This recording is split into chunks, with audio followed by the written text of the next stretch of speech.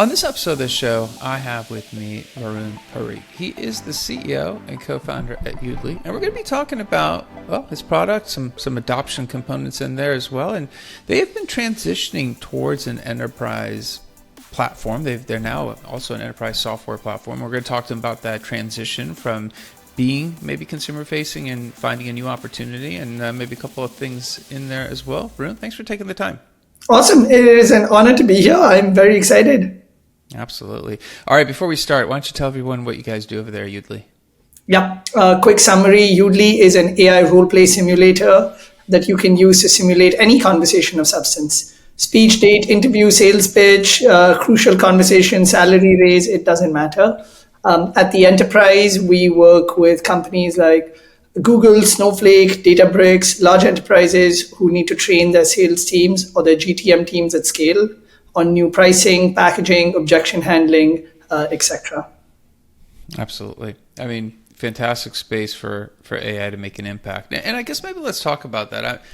You've got a great background. People will go on LinkedIn and look you up for sure. So you've worked for various fantastic, innovative companies. I guess when you're looking at this product and this is the product you decide to be a founder of, what was the gap in the market that you saw that you were like, you know what, I think if we could actually couple AI role playing with various areas of job interviews, the sales process, public speaking, what was the gap that you saw there? Great question. We didn't actually start as an AI role play tool, and we didn't start for the enterprise. My dream behind Yoodli, and it's still the same, is too many smart people in the world struggle to speak with confidence. And your alternative when you're practicing is to practice in front of a mirror, a camera, a stopwatch, to pace back and forth trying to memorize your slides. I mean, 2 out of 3 people in the world struggle with this fear of public speaking. I get it, you get it, my grandmom gets a problem. I'm like, there's got to be a way to solve this. So my entire vision behind Yoodli is to do to speaking what Grammarly did to writing or Duolingo to language learning. We started as an AI public speaking tool. Very quickly, our end users started using us for different kinds of use cases. Like, hey, I've got an interview. It's the same thing, right?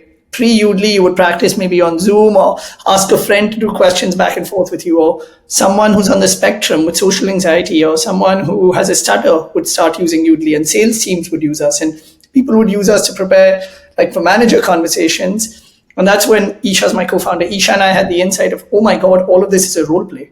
You are just practicing for an important conversation. So the public speaking dream is very much still alive, and I get most excitement when I see people using it for that, but it's expanded to something much bigger. I love that.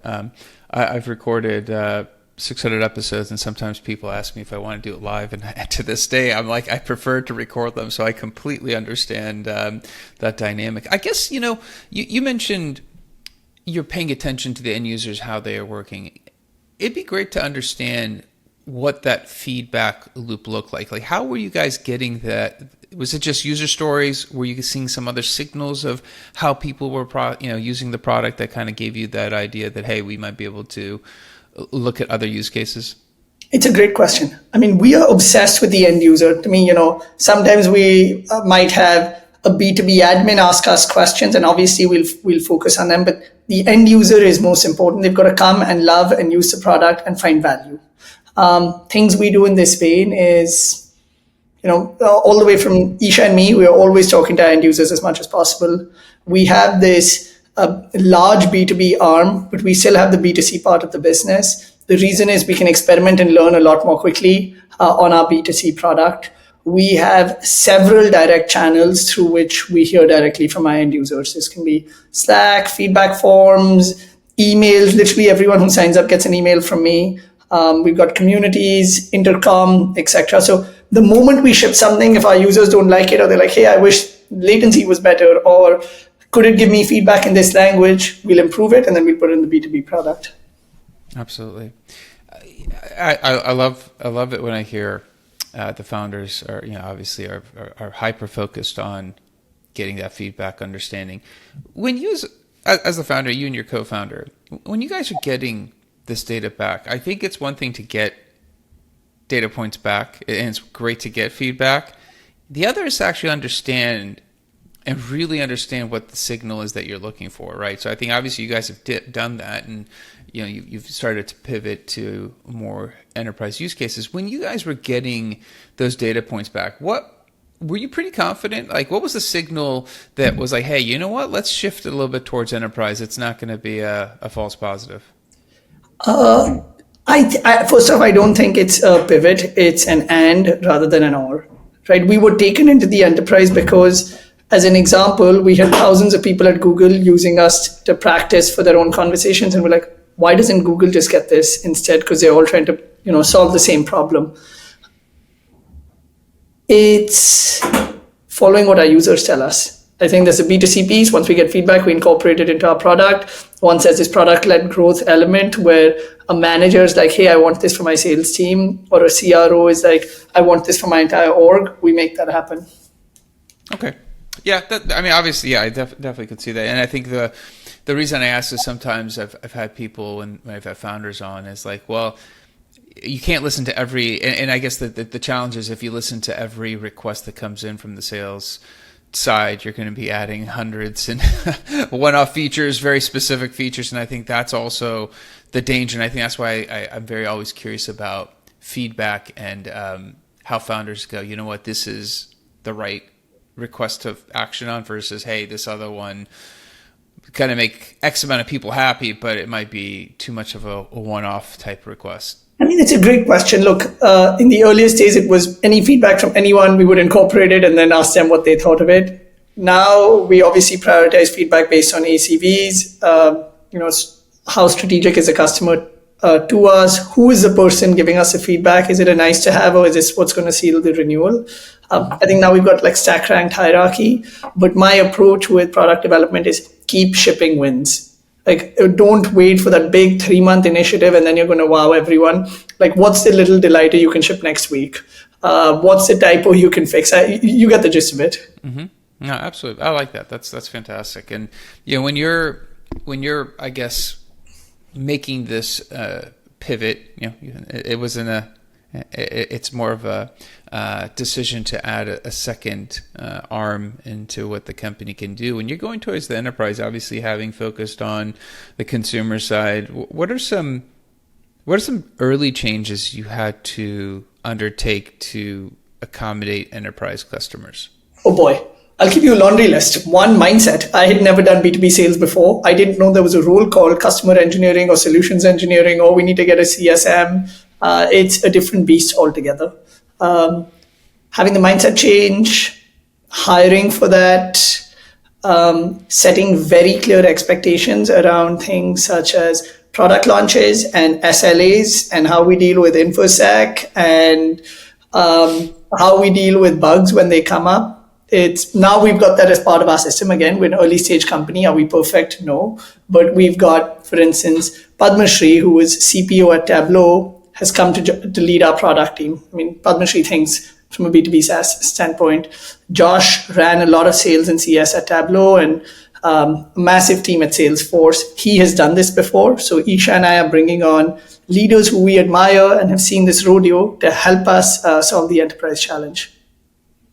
Absolutely. I mean, that's, I think that's actually a big component that sometimes when founders are hiring, you making sure you bring on that specialist hire. I think, especially in a critical area, you're moving to enterprise, it's a whole different mindset. And you mentioned, obviously the roadmap, the product roadmap has stabilized. You guys obviously have to kind of, look at things more practically, can't take every feature request. When you're comparing your consumer side and the enterprise side, do the two roadmaps mirror each other? Are they different based on these two different demographics? Great question. There is overlap, but they don't mirror each other. One obvious piece of it is so much of the enterprise roadmap is based on the admin experience. SSO and integration and data exports and privacy and security and user provisioning and all of the stuff you can imagine. However, the core end user experience, right? The job to be done for an end user on Yoodli is I want to come, I want to practice for something, I want to have a near realistic experience, and then I want really rich feedback. This could be, Varun, you missed your talking points, your joke didn't land, you didn't have a clear call to action, or using a specific framework that my admin set up for me. Bant, Medic, Medpic, permission-based opener, say the word 3 times, etc. I didn't do as well. The enterprise version has a lot deeper customization because the admin will set that up for you. But the core practice experience is similar. Obviously, like latency, etc., is better on the enterprise version just because we have to support it extra. It's interesting because your product is not necessarily the human in the loop. It's helping the human do their job better. And we've heard nothing but the last year of how AI is going to take jobs. And then we have a company like what you're doing where you're like, I'm actually going to help improve the end user, while we're also seeing other sales tools come about to replace the sales person altogether. It's just two different approaches to the problem. One wants to keep the human in the loop. One, and in your case, you're trying to actually improve the human so they can actually do their job more efficiently. When you think about that dynamic and you think about what your company is doing, obviously it's a different mission.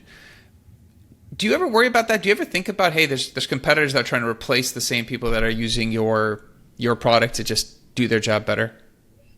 Super question, something I think I talk about quite a bit. I'll give you 2 interesting anecdotes from this. The first is when I'm out fundraising, I'll often have a VC ask me, well, what's your TAM? Okay, your TAM is really big right now, but what happens when this entire org is replaced, right? What happens when sales is done by AI? What will Yoodli do? My response to that is, one, I hope we don't get to that world. That makes me a little sad. But more than that, this has been a problem that has existed for civilizations, for billions of years. If sellers no longer need to speak, I promise you someone else will have to speak and will struggle with it, and we want to help them out. If sellers are not speaking, organizations and industries would have changed that someone else is taking the mantle there. That's one piece of it. So I think this problem will exist forever. I hope we can make a dent in it. The second is, there's so many tools which are like, well, I'll build your AI SDR and, use AI to replace human jobs and use AI to cheat, whatever. Philosophically, like with a lot of respect to those folks, that's just not the company I want to build. That doesn't get me out of bed in the morning. I want to build technology to help humans find their full potential and that helps humans be the best versions of themselves. Yoodli is not creating an avatar that you can send to go speak for you when you're not around. Is there a business to be made there? Absolutely. But this idea of helping you show up the best when you need to is what gets me out of bed in the morning. An example here is, lots of folks use Yoodli for interview prep. Lots of folks use us for train the trainer, right? I'm a large enterprise. I need to train all of my recruiters on how to effectively interview. A very easy extension and a massive business opportunity is, why don't you just use Yoodli to do the interview itself? It makes sense. We've got the infrastructure. The product is basically there. And we've drawn a hard line. Something as nuanced as evaluating another human and deciding their promotion, their salary, whether they get a job, etc.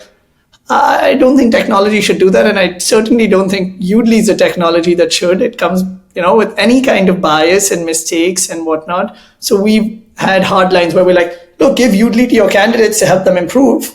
Let them do their interview on Yoodli and then share it with you async, and then the human in the loop makes the final decision. But Yoodli as the interviewer and the evaluator is not the company we're building. Interesting. I guess 2 questions. I'm going to come back to a privacy question, but I want to go back to this idea that AI will replace the whole sales work. And I actually, and I'm going to ask this because you're deep in it and you have a different perspective. And I hear the other perspective of, we're going to see all this automation. And I'm sitting here trying to wrap my mind around the process, because the tech might be able to do it, right? The tech might actually be able to do a lot of the things. But I'm still trying to envision the world where somebody who's sitting in an enterprise whose job is to buy a financial audit package, very something nuanced, and somebody's going to send an automated email out. They're going to go, oh, this is exactly the problem I want to solve. They hop on, they see a demo with an AI, and the demo's fantastic, and they're like, let me sign. Or they see 3 of those, and they go, oh, I know which one I want. I don't know any human a human goes to Starbucks, and they have a question on what to order. They're like, hey, by the way, that new thing, what's in that new thing? And this is a drink, a $4 drink they're going to throw away. I'm trying to go, how do we do 40, 50, 100,000, $2 million deals without speaking to someone? maybe I'm just old, and it could be that I'm old, but I'm trying to process how we replace that. And the reason I'm asking you is you have a different perspective. So obviously you don't necessarily, well, you have a different horse in the race, but you're hearing people tell you that your product is going to be dead on arrival in 5 years maybe, and you're saying no. I mean, is the world potentially heading down this path? Is it? Is the technology going to be possible, and will people want it? Is the two different questions there? It's a good question. Is the technology going to be possible? Maybe. Do I think that technology will be applied? Unlikely. More than that, playing devil's advocate, I'm like, think about the other side. What is the best version of that argument? Where is just a hero version of technology? I do think we're moving to a world, I don't know if it's in 2 years or in 10 years, where information is completely commoditized. Everyone has the right answer on their fingertips all the time. I'm at a podcast, you've asked me a question, boom, I'll have like the stats, the answer, the nudges, my little Meta Ray-Ban glass will tell me what to say, and something will nudge me under the table, be like, smile here so that you sound, even smarter while saying it. When when an intern is applying to McKinsey and someone asks them how many ping pong balls in a 747, they will have the right answer at the right time. When I enter a car dealership, the Subaru guy will know my buying habits and who I am. And as I walked in, he'll know exactly what to say to me, when to say to me, what my interests are. The nuts and bolts are information will be commoditized. I buy that. However, in that world, what separates high performers from others, or what separates whether you're the top seller at that Subaru dealership, or whether you actually get the McKinsey internship, or whether this podcast is actually engaging for your listeners, is how you communicate. And in a world where AI is taking over everything and making you more productive and smarter and yada yada, the irony is the core essence of what makes us humans, how we communicate, will be at the biggest premium. And that's the company we're building. I like that answer. And it's interesting because I had this debate with somebody once, and I said, I'm not smart enough to put this in the context, but I asked the question. I said, for decades, the encyclopedia was what people relied on for information. Because you said information is going to be readily available all the time, everywhere. And I agree with that. And you didn't even sometimes have it in your home. People maybe not be able to afford. They had to go to the library. So it wasn't even accessible in your home. You had to make a special trip to the library, go open it, use it for the time you wanted. It was updated one time a year. Now we flash forward, and information will be ready at everyone's disposal as quickly as you said. I agree with that. I wonder how analogous those situations are. Because everyone says AI is this quantum leap. But we have the internet. I have 80% of, if I type something in, I have the information at my fingertip within a 3 to 5 second delay. The internet to AI is another leap. But I sometimes wonder, from the encyclopedia in the 1950s, where you had to make a special trip to the library to access information published once a year, what kind of leap was that to the internet versus the internet to AI having answers for you near real time? I don't know the answer to that. Was just something I just was thinking about. I don't either. I can philosophize. It's just the time to the right answer keeps reducing, right? In the past, I would have to go to the library, borrow the encyclopedia. Okay, great. Then the encyclopedia came to my house. So that saved me a week. Then, I started getting a bunch more books readily available. So maybe I can get the answer in a day. Then Google came out, and I can now get that answer within minutes. Then ChatGPT came out. I can get the answer within seconds if I give it the right prompt. And we're moving to a world where seconds will become microseconds, will become nanoseconds. I totally believe that, right? Because it's a form factor of wearables and how I engage with the world, and Google Assistants and Siris and all will go nuts. I will still need to communicate with others. And there will be whatever the cool digital avatars and texts and whatnot. But when you tell someone you love them, you look them in the eye and you're still nervous, I do not expect that to ever change in the way people have relationships. And I think unless you believe that essence of being human is going away with AI, I think communication skills will always exist. Absolutely. By the way, I like that. I agree with you on the same page. I do think information, and we're going to be down to nanoseconds of delay to us. I guess last question. I know you got to get back to it. When we look at the data you're capturing? I mean, we're trying to help people improve public speaking. Enterprises are using it for various different aspects of training.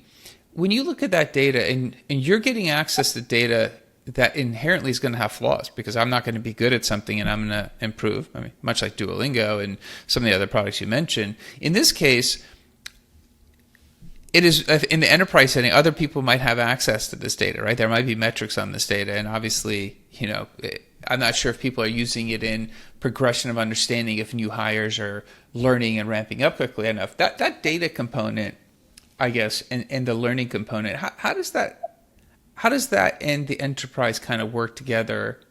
So that, and obviously the real question there is, you want adoption. You want people to feel comfortable that if they're making mistakes, it's okay. It's part of the product. It's a good question, something we've had a lot of back and forth on. Yoodli started as a private, safe, judgment-free environment to practice and get feedback. That's why an end user uses us. B2C or enterprise, it doesn't matter, that still holds. At Google today, reps can use Yoodli knowing they're the only ones who can access their speeches. Not their managers, not me, not their admins, not the GCP platform that it's stored on. However, if it is for training completion, they can then press share or submit, and then their video or their speech goes to their manager. Overall stats, like the metadata around number of users, completion rates, etc., that's okay to track in a dashboard. But if I am a rep and I am practicing something that is between me and the AI, and that's the entire value, like, gosh, I could be practicing my worst pitch. I could even be practicing an interview, and I do not want anyone at my company to know. Great, that's yours. And I think this trust with the end user is what we learned in the B2C version of our product, and is paramount to who we are.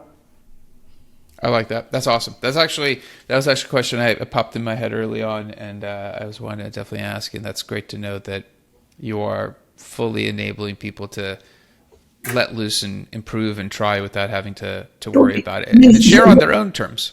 Totally. Here's my ask. I mean, you're obviously doing podcasts. You're probably preparing for them. You probably have a gazillion podcasts. Go and upload them to Yoodli, and maybe you'll get some insights about your speaking and communication style that I'm down. Someone else may not have told you in a very healthy way. No, it's. I will take you up on this. I am very curious because I ask for feedback a lot. I'm like, hey, listen, you heard the episode. What could I have done better? I never get anything. Oh, it was great, fantastic, thank you. And I just and I understand it's hard. In this case, I probably, and I have actually thought about how I could get that feedback aside from hiring someone to mentor me. I'm going to definitely take advantage of this. And in 50 episodes, if I've improved, it might be because Yoodli gave me that right feedback. I'm excited to give it a try as well. Man, Varun, thanks for being on. Thanks for, we covered a lot of different topics here, jumped around a bit. You didn't miss a beat, so I appreciate that.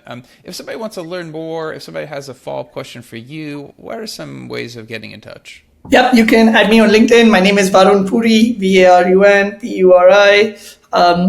Better than being in touch with me is go use Yoodli. That's yoodli.ai. It's free. Get started. If you like it, use it. If you want it for your team, if you think of colleagues who need it, reach out to us, and we'd be excited to rock and roll. Okay, man. I appreciate your time. Thanks for that. And that's it for this episode. Be back again. Different guest, different topic. Until then, two things. One, I think Varun did an amazing job teaching us and telling us a little bit about his product, about where the future of sales enablement, training, job interview practice, anything where speech and public speaking is a concern and you want to improve, there's a product out there that you could do that. That's very cool. I'm going to figure out how I'm going to improve this podcast. So I definitely get some feedback as well. And share this episode with somebody else who might benefit from it. I think we did a great job covering a lot of ground for you guys. Also, like, subscribe, comment. Let me know how the show is going for you. Until next time, thank you and goodbye.